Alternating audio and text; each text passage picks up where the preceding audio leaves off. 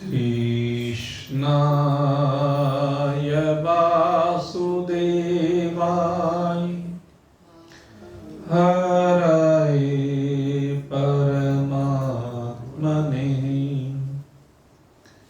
प्रणतक्लेशनाशाय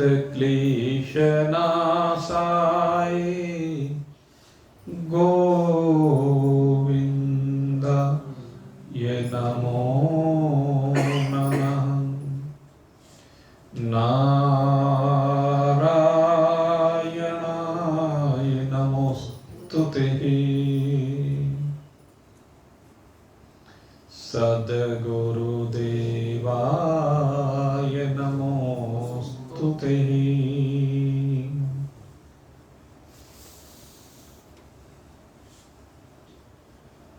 परमार्थ पथ पथिक जिज्ञासु वृत्त, भगवान की कृपा से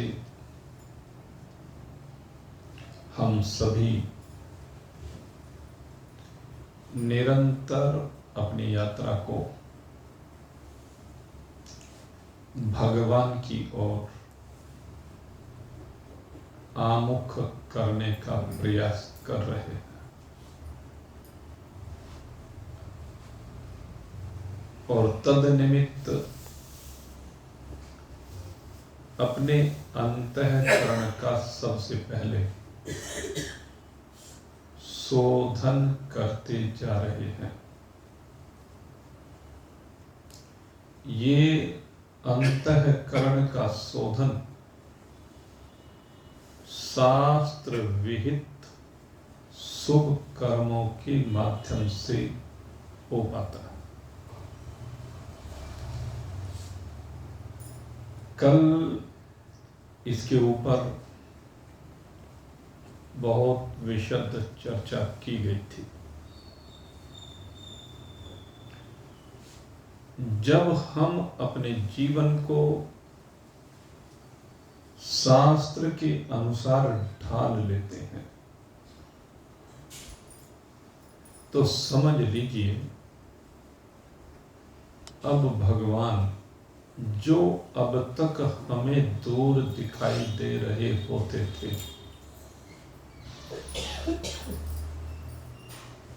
वह निकट से निकट प्रतीत होने लगते हैं, क्योंकि शास्त्र ने जो विधान किया है वो उन्हीं कर्मों का विधान किया है जिनके द्वारा हमारी भगवान से निकटता होती है।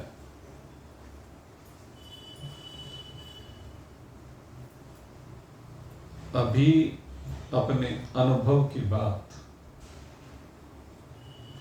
डॉक्टर साहब कर रहे थे। भगवान से बात करने की, जब तक हमने अध्यात्म को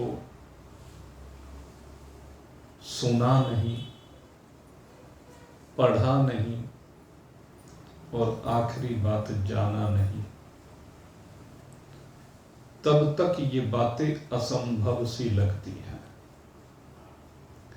लेकिन जैसे जैसे अध्यात्म को पढ़ते हैं, अध्यात्म को मानना जैसे शुरू करते हैं, ये बातें बहुत सहज हो जाती हैं। भगवान से वार्ता स्वाभाविक हो जाती है। इस यात्रा में कुछ भी जटिल नहीं है, सब कुछ सहज है, स्वाभाविक है, बशर्ते अध्यात्म को जिया जाए। और ये जो कह रहे थे लाला जी, मंदिर में रहते हो भगवान, कभी बाहर भी आया जाया का बुलाना दे रहे थे। हम तो रोज ही दिल को लगाते हैं, तुम भी दिल को लगाया करो। हम तो रोज ही तेरे दर पे आते हैं, कभी तुम भी आ जाया करो। आदि आदि। तो भाई बात ये है, मंदिर में जाते हो रोज अच्छी बात है, तो मंदिर में जाकर के क्या वास्तव में कभी भगवान को अपना बनाया है? क्या मंदिर में जाकर के वास्तव में कभी दिल लगाया है? क्या मंदिर में जाकर के कभी सचमुच में पुकारा है? अगर हाँ, तो फिर ये कहने की आवश्यकता ही नहीं रह जाती है। वो कभी नहीं, जैसे तुम रोज जाते हो ऐसे वो भी रोज आता है। तुम जैसे दिल को लगाते हो वो भी रोज कृपा बरसाता है। और ये सब अनुभूति की बात है। निज अनुभव अब कहूं खबेसा। गरुड़ जी को कागभूषुंडी जी यही कहते हैं कि मैं अपना अनुभव बता रहा हूं तुम्हें। दूसरे के अनुभव तो बहुत सुने जाते हैं, और दूसरे के अनुभवों को सुन सुन करके ठीक है, अच्छा लगता है, लेकिन विश्वसनीय से नहीं लगते हैं उनके अनुभव। लेकिन जब स्वयं अनुभव कर लिया जाता है, जैसे कागभूषुंडी जी ने कर लिया, निज अनुभव अब कहूं खगेसा, मिटहि न जीवन केरि कलेशा। बिन हरि भजन, बिन हरि भजन मिटहि न क्लेशा। ये कह लीजिए, हरि के भजन बिन कलेश मिटने वाले जीवन के नहीं है। मिटहि न जीवन केर कलेशा, निज अनुभव अब कहूं खगेसा। ये बात खगेश कह रहे हैं, एक भक्त कह रहा, वो कागभूषुंडी जी कह रहे हैं गरुड़ जी को। और यही बात भगवान शंकर कह रहे हैं। ओमा कहो मैं अनुभव अपना, सत हरि भजन जगत सब सपना। यही तो है अनुभव। ब्रह्म सत्यम जगन मिथ्या, जीवो ब्रह्मेव नापर। ब्रह्म ही सत्य है, बाकी सब भ्रम है, असत्य है, मिथ्या है, छलावा है। छलावा नहीं तो और क्या कहें। देखते देखते आंखों के आगे से इतना जल निकल गया, और हमें फिर भी गंगा जी ज्यों की त्यों दिखाई दे रही। और हम दूसरी क्या बात कहें, हम जब से सत्संग शुरू किया भाई, देखते ही देखते आंखों के आगे से कितने साथी तितर बितर हो गए। कुछ भगवान जी के पास चले गए, कुछ इधर उधर हो गए,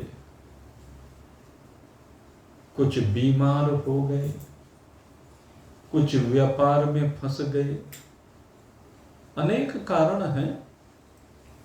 तो अब वो सब क्या लगते हैं, स्वप्नवत से लगते हैं, जिनके बारे में हम सोच भी नहीं सकते कि एक दिन ये सत्संग से विलुप्त से हो जाएंगे।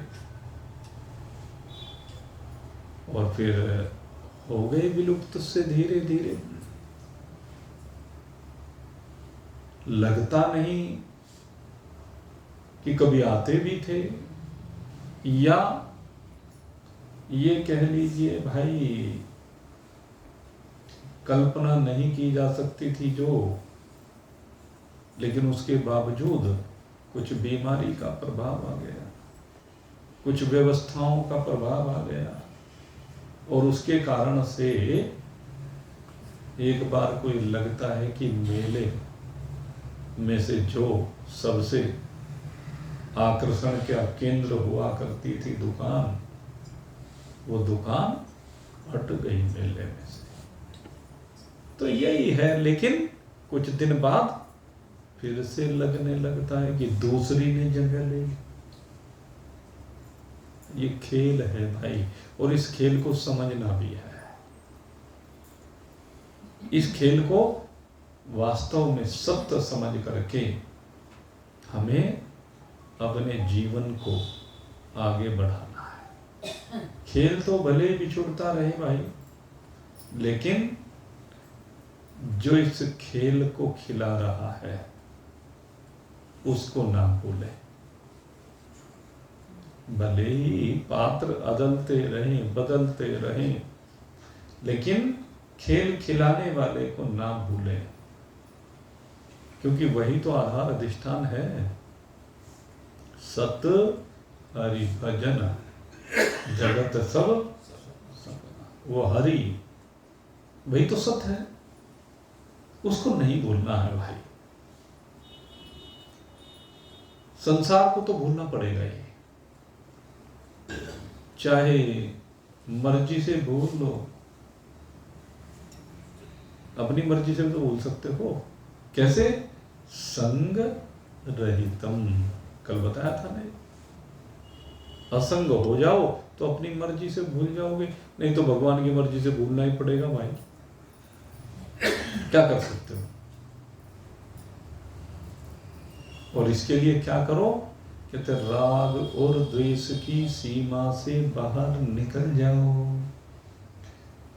क्योंकि राग और द्वेष ही ये दो ऐसे क्लेश हैं जो इस जीव को यहां फंसाए रखते हैं।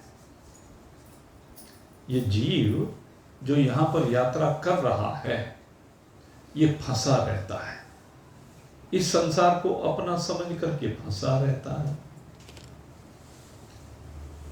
माँ बाप को अपना समझ करके फंसा रहता है।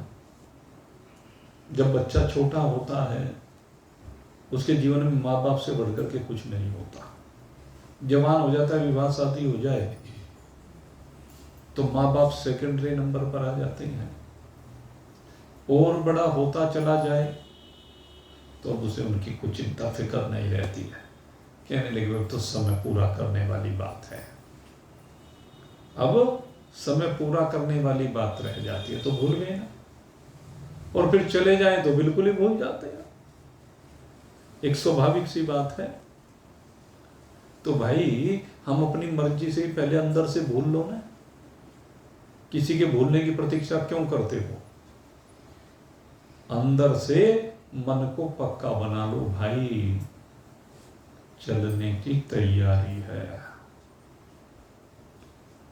इस बात को पक्का मन बना के अपने दिमाग को स्थिर कर लो। कहने संसार के जितने भी संबंधी हैं सब छूट जाने हैं, सब छूट गए बातिन बातें। सच्चे साथी का साथ कहो, बिरहा न दहे फिर जो।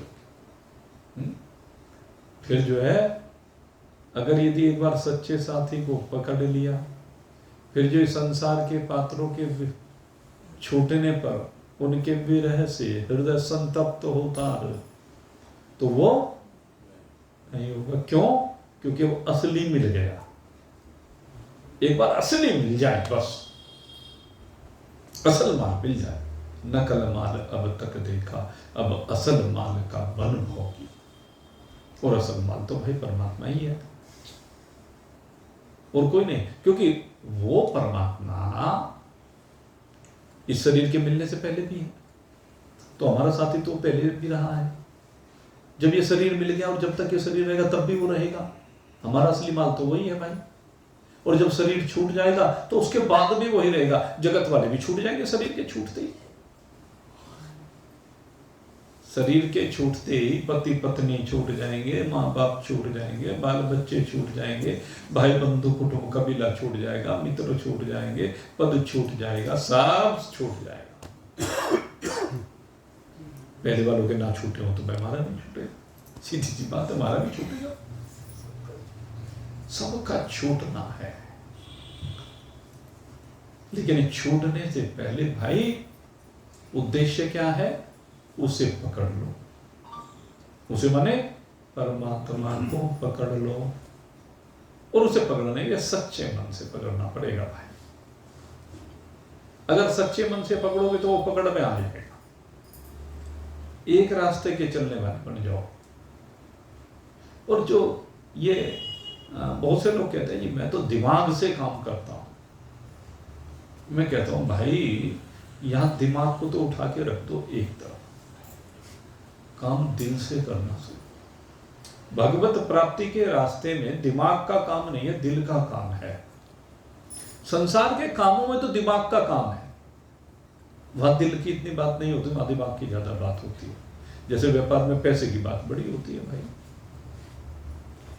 दुकानदार, उसके पास जो ग्राहक आता है उसे उसकी स्थिति से कुछ विशेष लेना देना नहीं है। उसे क्या लेना देना, गांठ में क्या माल है उससे लेना देना। तो संसार का खेल तो भाई ऐसा ही है, उसको वैसे चलने दो दिमाग से, कोई बात नहीं।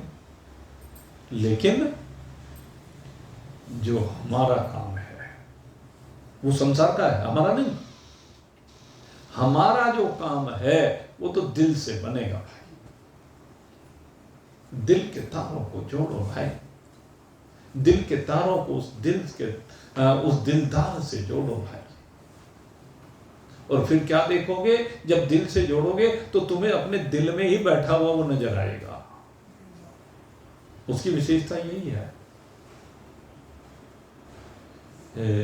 दिल ही में दिलदार की दर्शन पाओ, इस दिल के तुम नजदीक जरा से आओ, है दिल ही में दिलदार की दर्शन पाओ।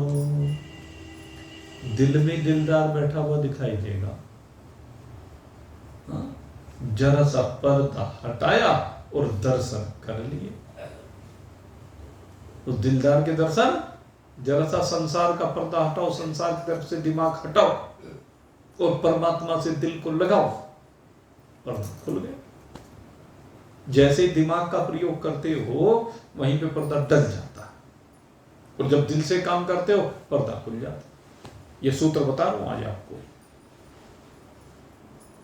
भगवत कार्यों को दिल से करो और विलंब ना करो, ये आपको बता दो। जो वो कहा जाता है ना, जो कल करना सो आज कर लो, जो आज करना सो अब कर लो।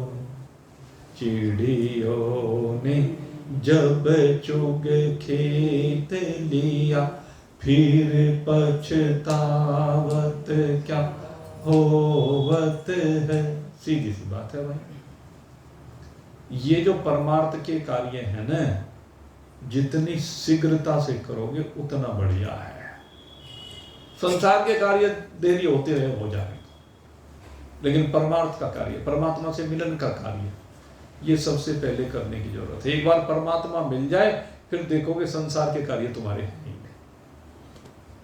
ये संसार के कार्य तुम्हारे नहीं है, फिर ये संसार के कार्य तो प्रकृति करती है। तुमने अपने मान करके मैं पना और मेरा पना घुसा करके, उनमें फलों की इच्छा घुसा करके उनको अपने मान लिया। लेकिन भगवान कहते हैं ए फल प्रेत सुना करमहम। फल की इच्छा है, कोई चाहत नहीं फल की। जो भी कर्म हो रहा है वो परमात्मा की इच्छा से प्रकृति के गुणों में हो रहा है। मैं इस सब से बिल्कुल असंग हूं। तो कहते ऐसा जो कर्म होता है यत तत् सात्विकम उच्यते, उसको सात्विक कर्म कहा जाता है। यहाँ पर कर्मों की हमारी चर्चा चल रही है कई दिनों से, तो ये सात्विक कर्म के लक्षण है। पहला, शास्त्र विधि के अनुसार कार्य को करना। दूसरे, संग से विरहित होकर के, असंग होकर के कार्यों को जो करता है।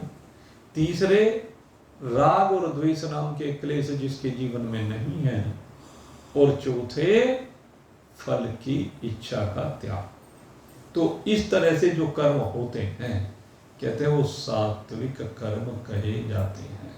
और इन सात्विक कर्मों में क्या है, कहते ये सात्विक कर्म बढ़ते बढ़ते बढ़ते फिर अपने स्वरूप में स्थिति करा देते हैं। इन सात्विक कर्मों की सबसे मुख्य बात ही, और मैं हमारा तो प्रयोजन यही है। हमारा प्रयोजन क्या है? इस सत्संग में आने का प्रयोजन क्या है? मंदिरों में जाने का प्रयोजन क्या है? कथाएं कराने का प्रयोजन क्या है? कथाएं सुनने का प्रयोजन क्या है? भंडारे करने का प्रयोजन क्या है? भंडारे कराने का प्रयोजन क्या है? मंदिर बनवाने का प्रयोजन क्या है? ये सब चीजें, इन सब के पीछे एक ही प्रयोजन है, और वो है सच्चा साथी परमात्मा।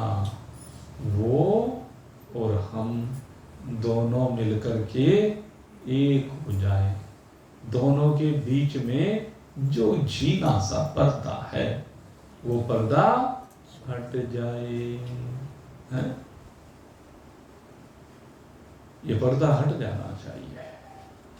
जब पर्दा हटेगा ना, पर्दा हटा और एक हुआ, फिर गैर को सिजदा कौन करे। जब अपने ही घर में खुदाई है, तो गैर को सिजदा कौन करे। फिर गैर को सिजदा करने की बात रहती ही नहीं। जब अपने घर में ही खुदाई है, तो गैर को सिजदा कौन करे। गैर से सिजदा करने वाली बात नहीं, गैर को सिजदा करने वाली बात नहीं है। हमारा तो अपना सच्चा साथी भाई परमात्मा है। हमें तो परमात्मा से लेना देना, हमें दूसरे से कोई लेना देना नहीं है। तो जीवन इस दिशा में लेके चलो भाई। इधर उधर क्यों दिमाग को घुमाते फिरते हो भाई। अरे अब रिटायरमेंट हो रहा है, तो रिटायरमेंट का मतलब है छुट्टी। तो छुट्टी लो। काहे से? चिपकाव से। चिपकाव से छुट्टी लेनी है। जहां तक शरीर के कर्म हैं, उनसे छुट्टी कभी हो ही नहीं सकती। उनसे कोई सोचे कि छुट्टी हो जाएगी, नहीं, उनसे छुट्टी होने वाली नहीं।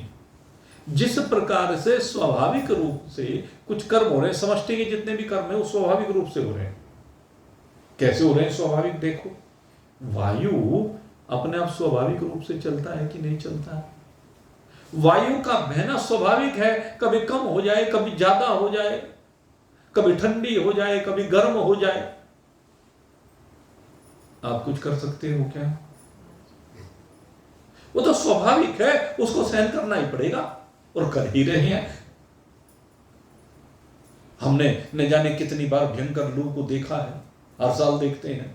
कितने भयंकर सर्दियों को देखा, हर साल देखते हैं। कितनी बरसात को देखा, हर साल देखते हैं। कब से देखते चले आ रहे हैं? कुछ कर सकते हो क्या? वो तो आएगी ना। समय पर अपने आप आती है तो आ जाने दो, जाती है तो जाने दो। ऐसे ही संसार में अपने आप ही पता नहीं ऋतुओं के अनुसार, समय के अनुसार, देश के अनुसार, परिस्थितियों के अनुसार चक्र आ रहा है, जा रहा है, चल रहा है चक्र।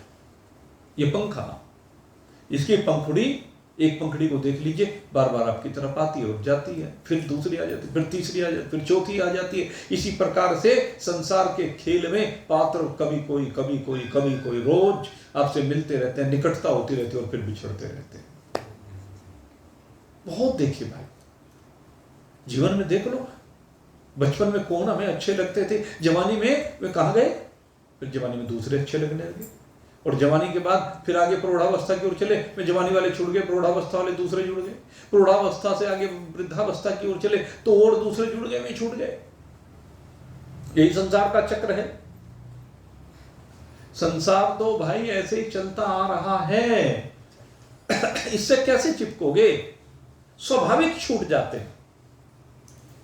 आपका कितना भी प्यारा संबंधी हो, जब मान लीजिए बच्चे पढ़ा करते थे, बिल्कुल एक दांत काटी रोटी होती थी जैसे कहते थे, और जैसे इंटरमीडिएट की, इंटरमीडिएट के बाद किसी का किसी यूनिवर्सिटी में, किसी का किसी यूनिवर्सिटी में, किसी का किसी यूनिवर्सिटी में, पहले तो नहीं था, अब तो बहुत होने लगा भाई, सारे भी छुट जाते हैं, फिर व्हाट्सएप से फेसबुक से जुड़े रहते हैं, और धीरे धीरे आगे बड़े होते हैं, अपने अपने काम धंधे में जब उलझ जाते हैं, सारे व्हाट्सएप फेसबुक वगैरह वगैरह सब ठाके धरे जाते हैं, वे यार बात सब भूल जाते हैं, उनके विवाह साथ सुख दुख में भी आने जाने सब छूट जाते हैं। क्यों? क्योंकि अब दूसरे जुड़ गए, वे छूटे अब दूसरे जुड़े, ये शरीर छूटेगा दूसरा मिलेगा, ये संबंधी छूटेंगे दूसरे मिल जाएंगे, यही तो होगा। जो उनसे पत्नी बनी हुई है अगले में वो नहीं मिलने वाली, जो पति बना हुआ है अगले में वो नहीं मिलने वाला भाई, ये सत्यता है, इसको स्वीकार कर लेना चाहिए। ये जरूरी थोड़े ना जिस बार स्त्री बनी हुई है अगली बार भी वो स्त्री बन के आएगी, जो पुरुष बना है वो पुरुष ही बन के आएगा, और ये जरूरी है जो मनुष्य बना हुआ अगली बार भी मनुष्य बनेगा, जरूरी तो नहीं है। और फिर मैं एक उदाहरण दिया करता हूँ, मान लीजिए एक आदमी 2020 में मर गया, और 2020 में मर के उसको आगे मनुष्य का शरीर मिल गया, अब जो उसकी घरवाली यहाँ पर रह गई वो 2040 में जाके मरी, 20 साल बाद, अब वो भी जाके फिर मनुष्य शरीर में पहुंच गई।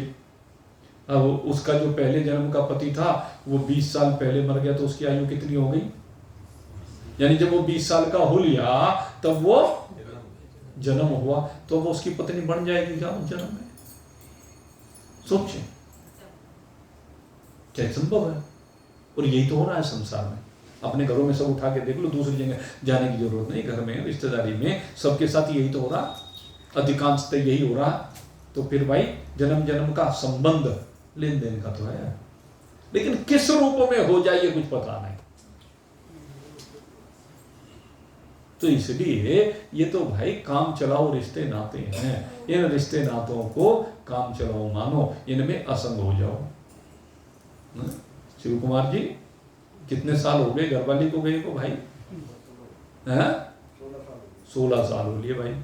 अब वो कहाँ जन्म लिया होगा उसने? अब बताओ इनकी पत्नी कैसे बनेगी अगर यदि अभी 20 साल बाद हो गई अगर 35-36 साल, वो 35-36 साल की हो जाएगी, इनका जन्म होगा वहाँ।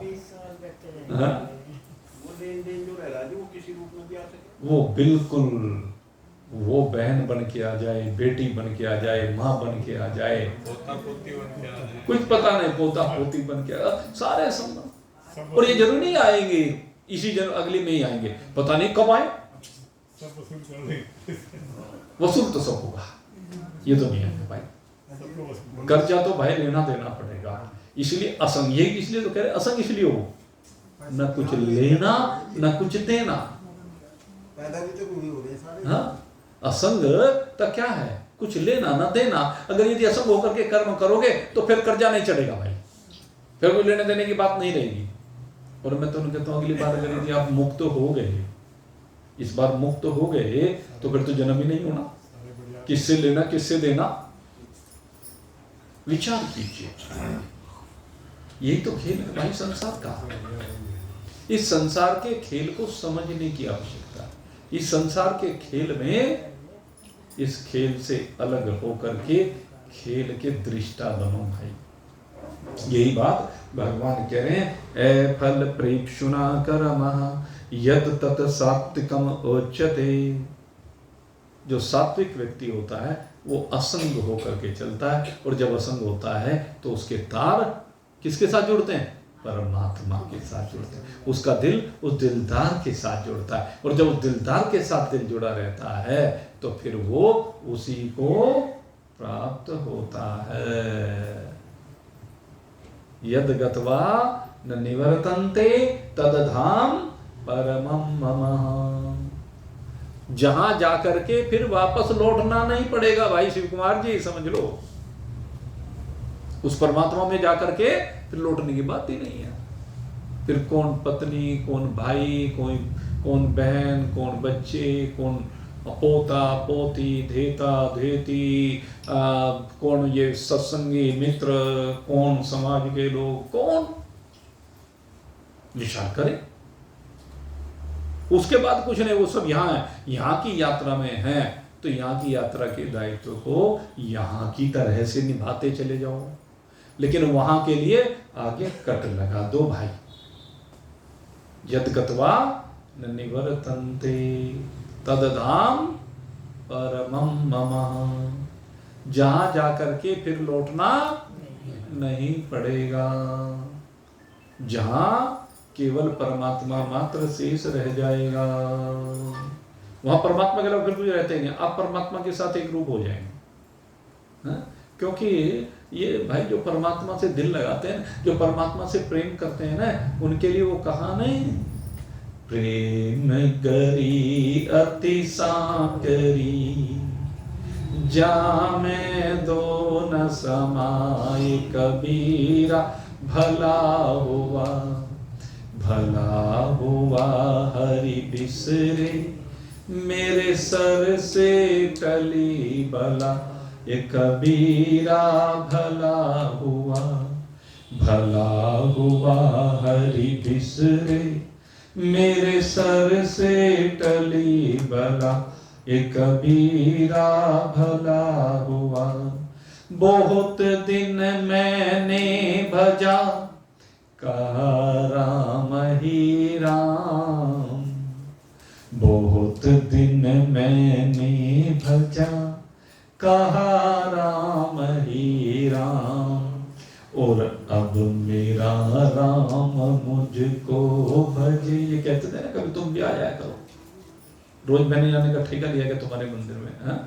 तुम भी कभी कभार आ जाए, वही क्या है? अब मेरा राम मुझको भजे मैं करूँ आराम कबीरा। भला हुआ हरि बिसरे मेरे सर से टली बला।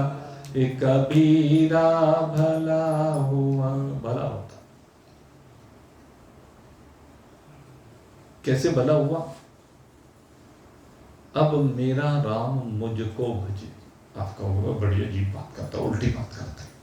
राम जी क्यों करें भजन? करेंगे भाई, राम जी करेंगे भजन, कैसे करेंगे? अब आज आपको मैं प्रमाणित कर रहा हूं। ये जो बात कही है ये ऐसे नहीं कही गई है,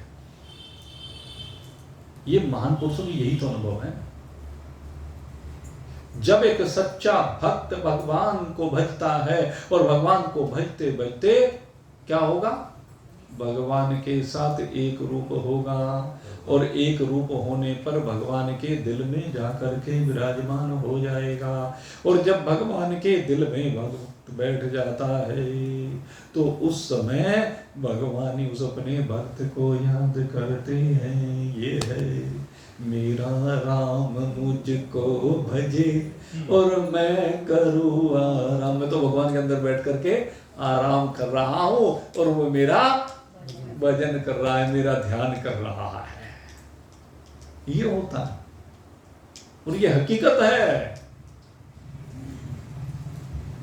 अपने को ऐसा ही बनाओ भाई, अपने में ऐसा ही परिवर्तन करो भाई। और ये कब संभव है? नियतम संगरहिता राग द्वेषतः कृतम ए फल प्रेम सुना करमः तत्तामस तत् सात्विकम उच्यते। ये सात्विक जो कर्म है, जो स्वाभाविक हो रहे हैं, जो समष्टि में स्वाभाविक हो रहे हैं, उनके दृष्टा बनो।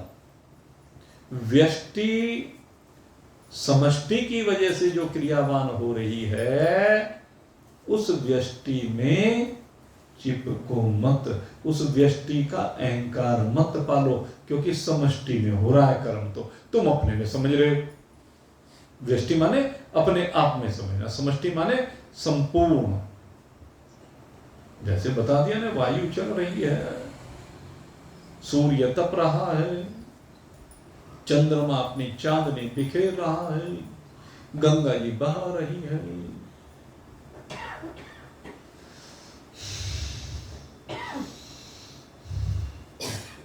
तुम चला रहे हो श्वासों को।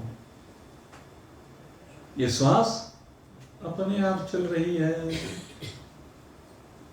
ये पलकें अपने आप झपक रही है, शरीर में ब्लड अपने आप दौड़ रहा है, आपका हृदय अपने आप धक धक धक कर रहा है। बताओ इनके बगैर काम चलेगा क्या? किसी के बगैर? असली जीवन तो ये है। तुम धन को जीवन समझे बैठे हो, धन तो ये हृदय का धड़कना है, सांसों का चलना है, रक्त का संचार होना है, जान तो इसमें है, धन में कहां जाना है? संबंधियों को लेकर के, धन को लेकर के, मकान को लेकर के, पद को लेकर के, अरे मेरी जान तो बस ये है। जब जान जाने का नंबर आएगा ना, तो धन किसी काम नहीं आएगा। अगर धन में जान होती तो धन साथ में चलता, लेकिन धन किसी के साथ जाता नहीं है। तो इसलिए सच्चे धन को समझो, असल माल में अब अपना दिमाग लगाओ, दिल लगाओ। मैं तो फिर कहता हूं, जो दिल लगाता है वही दिलदार के साथ एक रूप होता है। तो खैर भाई, लगे हुए हैं लाइन पर हम भी और आप भी। परसों को अब राजसी कर्मों के संदर्भ में चर्चा करेंगे। कल तो रविवार का अवकाश रहेगा, परसों फिर आपकी सेवा में उपस्थित होंगे। सात्विक कर्मों का जो रहस्य है वो कई दिन से आपके सामने रखा गया था, तो अब तो यहीं पर विश्राम दे रहे हैं। पहले बात करेंगे, उसके बाद चर्चा करेंगे, ठीक है? बोलिए सच्चिदानंद भगवान की।